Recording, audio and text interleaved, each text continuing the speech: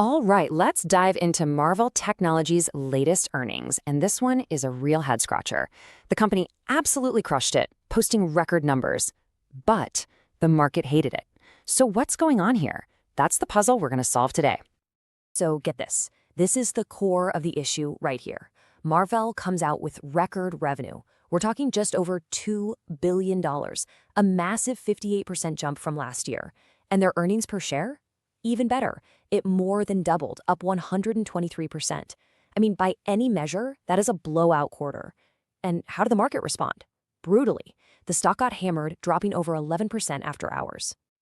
So yeah, that's the big question, right? What in the world is driving this huge disconnect? You have stellar performance on one hand and a really punishing market reaction on the other. Let's dig in and figure it out. Okay, Section 1, the AI growth engine. First things first, to really get the story, you have to understand what was behind this record-breaking quarter. And honestly, it all boils down to one thing: their massive AI growth engine. And look, this isn't just my take on it. You can hear it straight from the horse's mouth. CEO Matt Murphy said it himself. The quarter was, and I quote, fueled by robust AI demand. That's the company's story right there, and it really sets the stage for everything else. Wow. And this chart just drives that point home. It shows you exactly how dominant the AI story has become for them. Just look at the revenue mix. Their data center business, which is basically their AI business, now makes up a staggering 74% of their total revenue. You know, just 2 years ago, that number was only 34%. This is a company that has completely remade itself into an AI-first powerhouse. It's incredible. So you might be wondering, what's actually making up that 74%? Well, it's all about custom silicon. These are highly specialized chips they design for the huge cloud companies, plus all the super high-speed optics that connect everything together. But here's the real kicker, the thing you need to pay attention to, the pipeline for the future. They've got over 50 new custom AI projects in the works. We're talking about billions of dollars in potential future revenue. The growth story here is just undeniable. All right, Section 2. Guidance in the lump. So if the AI engine is firing on all cylinders, which it clearly is, why on earth did the stock get crushed? Well, the answer is in their guidance for the next quarter. And it comes down to one very important word. And this is the smoking gun. For Q3, Marvell guided for revenue of $2.06 billion. Now, the problem is, Wall Street was expecting a little more, around $2.11 billion.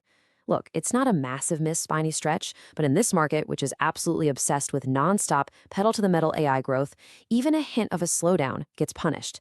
And what's funny is, their earnings guidance actually beat what analysts were expecting, but nobody cared. The market just zeroed in on that revenue number. So why the miss? Management's explanation came down to this one word: lumpiness. Think about it like this. When your business is building these gigantic custom AI projects for just a few huge customers, the money doesn't flow in nice and steady every single month.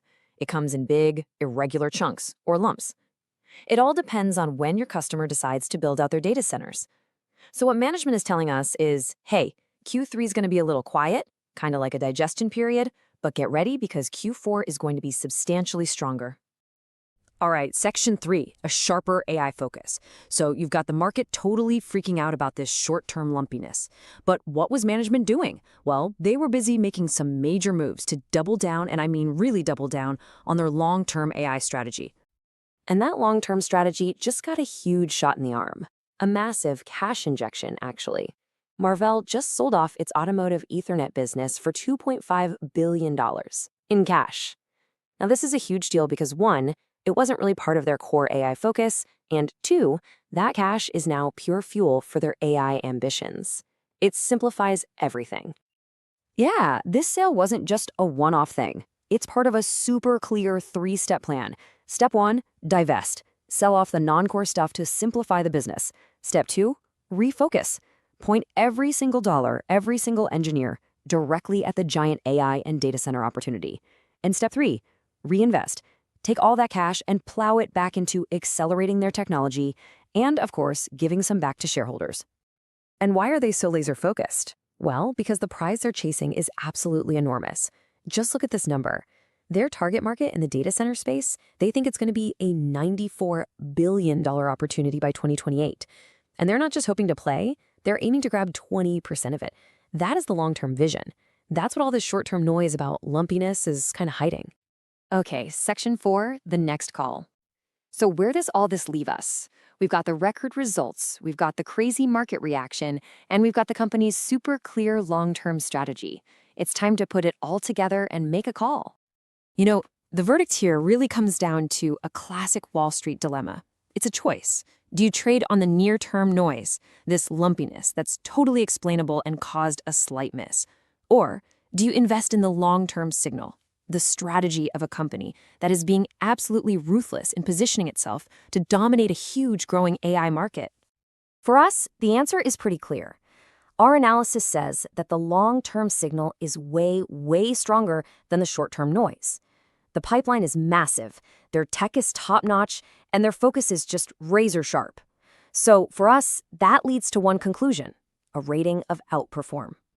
So if I were pitching this to my investment committee, here's how it would go. The thesis is simple. The market totally overreacted to a temporary and frankly well-explained dip. That creates an opportunity for us. The trade: we go long Marvell calls, maybe 6 months out. That gives us plenty of time to capture the rebound when that substantially stronger Q4 they talked about actually happens, and the market suddenly remembers that multi-billion-dollar pipeline. And to be smart about it, we'll hedge our bet by shorting a broad semiconductor ETF, something like SOXX. That helps protect us if the whole chip sector takes a hit, and it lets us isolate Marvell's specific strengths. At the end of the day, it's a bet on Marvell's long game against the market's very short memory.